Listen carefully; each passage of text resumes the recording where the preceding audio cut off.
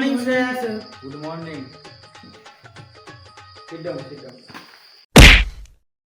মহিদুল, হ্যাঁ স্যার। তুই নাকি গণিত ভালো পারিস? হ্যাঁ স্যার পারি তো। কোন গণিতটা ধরবে ধরুন না।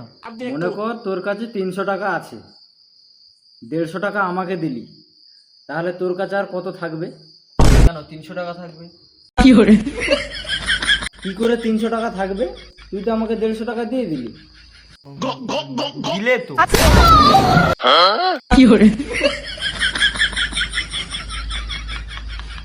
হানু, আজকে তোর কি পরীক্ষা হয়েছিল? কেন স্যার কাগজের?